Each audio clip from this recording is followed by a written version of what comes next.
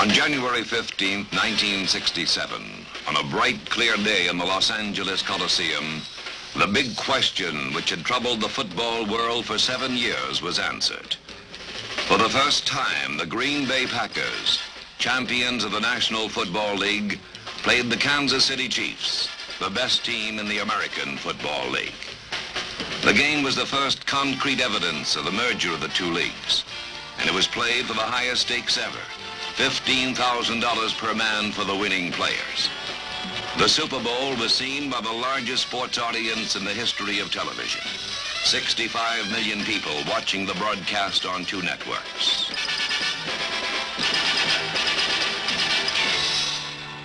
Program, football line up here. Got to take it down, fella. Yeah, I get that starting line up here. Get a program, football line up here. Yeah, you line up today's game. This premier spectacle of sport took place in a carnival atmosphere appropriate to the Hollywood setting.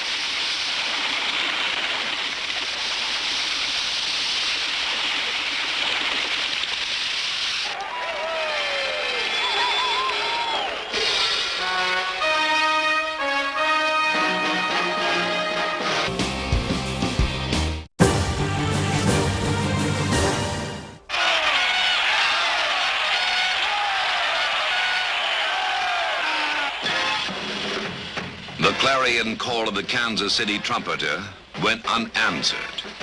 Throughout the entire game, the Kansas City runners were hauled down at the line of scrimmage as the big mobile Green Bay defenders overpowered the blockers.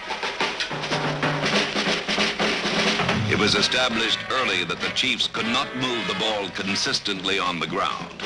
They were to gain only 72 yards rushing. Most of this yardage was born from desperation, as Len Dawson scrambled to avoid Green Bay tacklers. This, of course, is a sign of weakness, not of strength.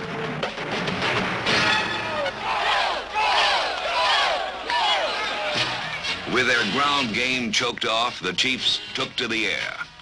During the second quarter, they surprised the Green Bay defense with accurate passing, which elusive Mike Garrett made even more effective.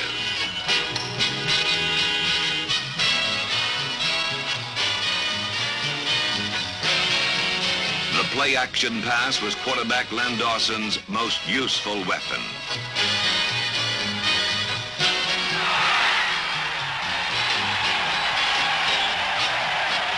It was a play-action pass which fooled Green Bay and gave Kansas City its longest gain of the day. It's Dawson to Otis Taylor for 31 yards. The fullback's fake is the key to the play-action pass. When the Green Bay defense honors the fake, it must sacrifice the pass rush.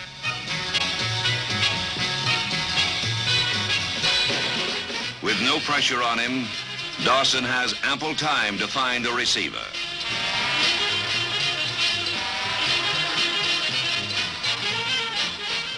The receiver, in turn, has time to break free.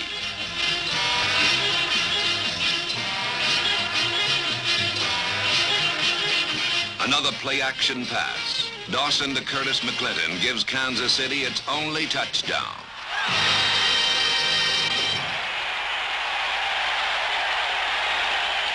In super slow motion, we see the Green Bay defense sucked in by the play-action fake.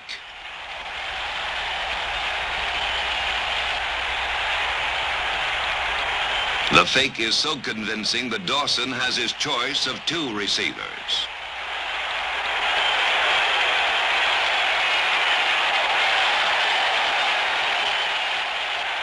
I'm looking at the tight end. Of course. The tight end blocks, I come up. Now, if he came inside, I'm going to lose him, every time. I just have to lay back here. Now the Green Bay defense ignores the faking backs to concentrate on Dawson.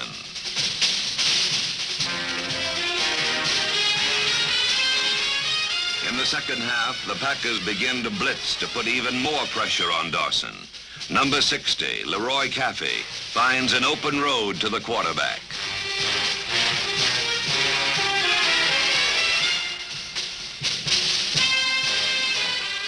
The Green Bay front four is relentless. Dawson learns the hard way what NFL quarterbacks have known for years.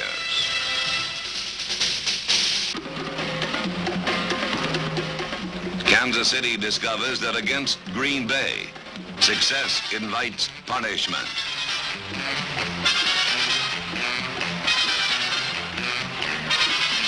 As the pass rush hurries Dawson, the task of the Green Bay defensive backs becomes easier.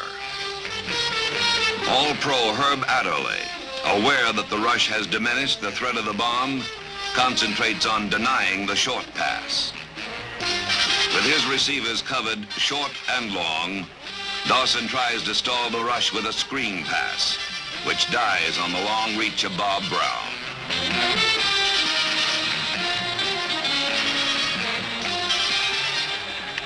As the Kansas City offense consistently comes up short, frustrated coach Hank Stram ponders an impossible problem. Pro football games are won and lost on third down. For Kansas City, it's now 3rd and 11. This is the play Dawson must make to keep the Chiefs alive. Dawson completes his pass to Reg Carolyn, but Ray Nitschke stops the play 4 yards short of the first down. As the Chiefs founder on the rocky Green Bay defense, they try to salvage what they can with a field goal attempt. But even that fails, and the missed third down has cost them possession of the ball. It is the third down play which separates the great quarterback from the average. The great ones convert third down into first. For Dawson, it's 3rd and 10. He completes a screen pass to Garrett into the thick of the Green Bay defense, and the play gains only 8 yards. Let's go for it! Let's go! But the Chiefs go for the field goal instead. Mike Mercer brings the Kansas City point total to 10, but the Chiefs will score no more this afternoon. Most third down failures force the team to kick. This third down failure forced the Chiefs out of their game plan into a hopeless game of catch-up. Willie Wood's 50-yard return strikes deep into the Kansas City heartland.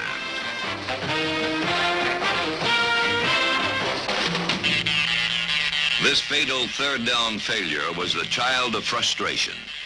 Dawson, under brutal pressure from a Packer blitz, lobs a weak pass over the on-rushing defenders. With nothing on it, the ball flutters into the hands of Wood.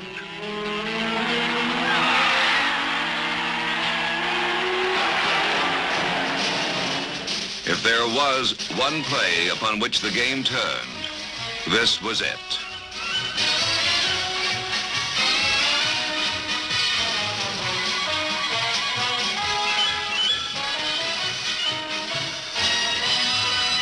I thought I was going to go all the way on the daggone thing. Did somebody flick a toe or something? Kind of. Now, somebody came from behind, you know. I was undecided whether to change field or not on that thing. You might have made it going for that corner, but that's what I started to do. Overmatched as a team, some Kansas City players still had their moments. Number 55, E.J. Holub, shows unusual speed for a linebacker as he runs step for step with Jim Taylor to stop a sweep. The left side linebacker, powerful Bobby Bell, demonstrates his strength and agility as he fights off a block to make this tackle.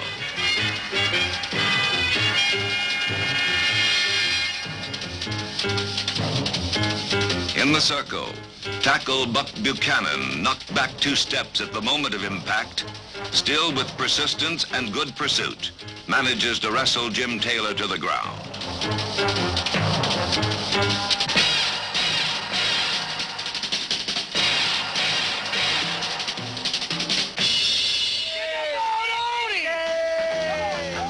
Four times in the course of the game, Dawson did throw the ball to Otis Taylor, but it was far from enough. The timing was faulty on Dawson's first 2 passes to Chris Burford, his other top receiver. Both balls were caught dramatically, but out of bounds. However, Burford is a fine end. He caught 4 passes for 67 yards to lead the Kansas City receivers.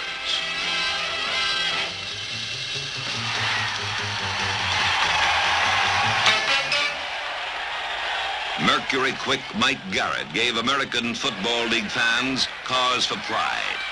Garrett was one of the best backs on the field. Come on, let's go, hey! All right, give it to Garrett! Give it to Garrett! Give it to Garrett! Good work. Good, Mike. Let's go, Mikey!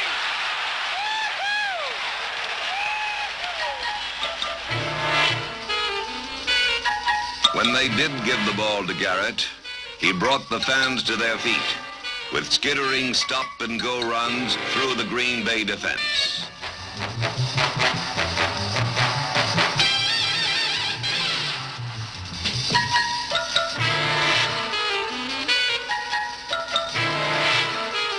A beautifully balanced runner, Garrett time and again slipped tackles to gain additional yardage.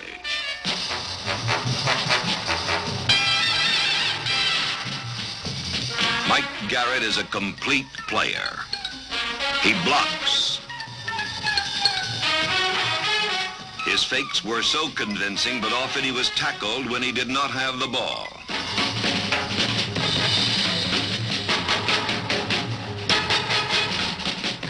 And when his quarterback is in a hole, Garrett lends a helping hand.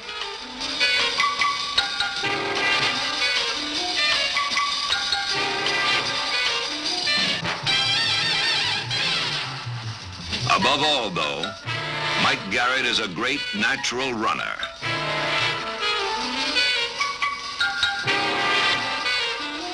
Kansas City did have some stars, but Green Bay was a team of stars.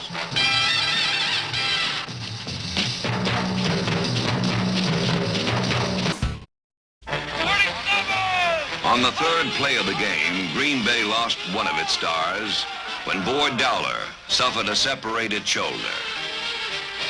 He was replaced by 34-year-old Max McGee, the unlikeliest star of the afternoon. McGee fielded his first pass like Willie Mays and went on from there. McGee's catch is even more startling in super slow motion, and it was a portent of things to come.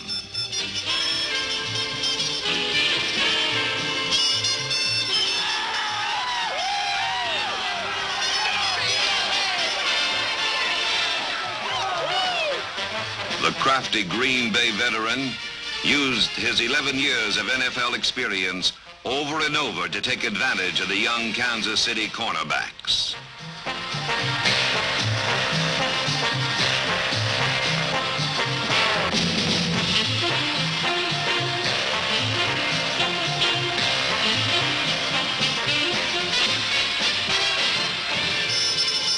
McGee beat Willie Mitchell to the outside. He beat Mitchell to the inside. When the desperate Chiefs resorted to double coverage, McGee beat both defenders.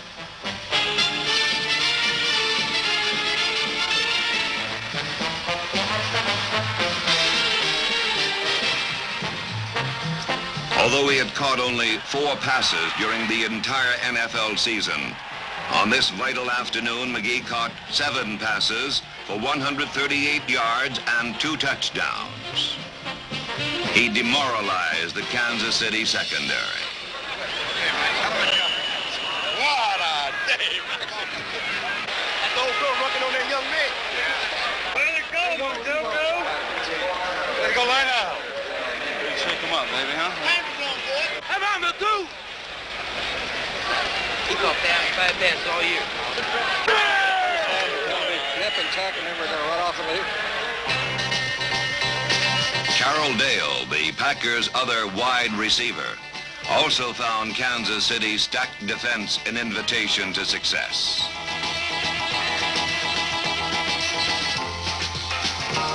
Dale gratefully accepted the short passes conceded by Mitchell, who was deathly afraid of the bomb. Hammered to the earth by Fred Williamson on this play, Dale learned something. Later, he used this hard-won knowledge to sting Williamson.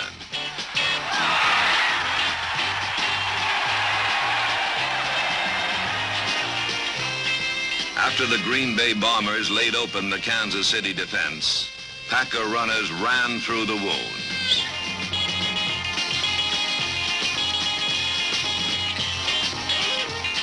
Jim Taylor, behind violent blocking, ripped through the gaps torn in the Kansas City defense.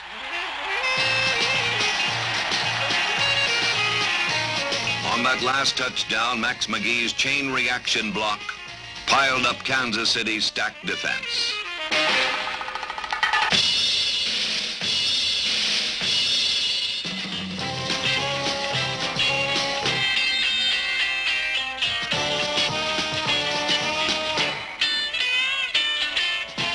Elijah Pitts also ran to daylight through the Kansas City line.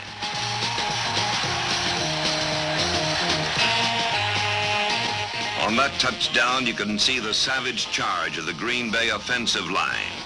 Fleming, Skoronski, and Thurston wipe out the tiring Kansas City defenders.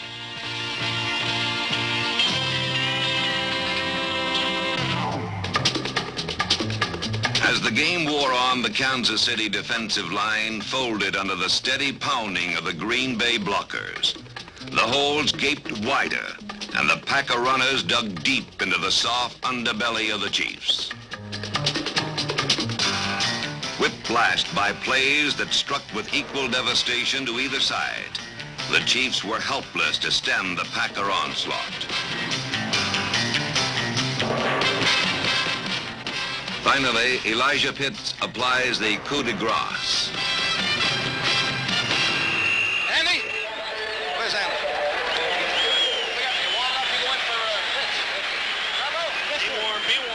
With the final blow administered, Lombardi sends in his youngsters.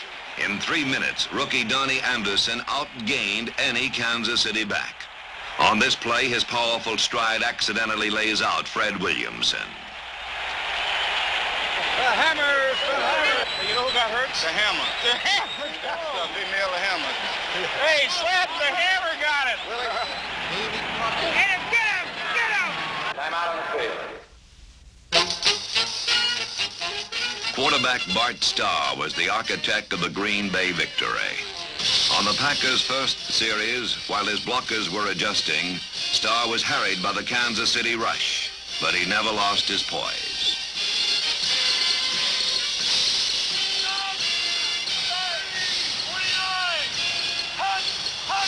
Firing into the Kansas City defense with cool precision, Starr first hits Fleming, then mixes his targets expertly.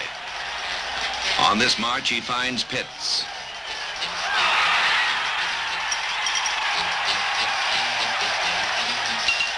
Dale. And finally, McGee for the touchdown. These 4 passes ate up 82 yards. On third and short yardage, Starr likes this daring play. The play-action fake completely fools the Kansas City defense, and Dale is wide open. Unruffled when a penalty nullifies the touchdown, Starr proves again why he is the best quarterback in football. Where Kansas City failed on its third down opportunities, Starr never misses. On 3rd and 5, he hits Max McGee for 10. On 3rd and 10, he connects with Dale for 15. On 3rd and 6, it's Fleming for 11.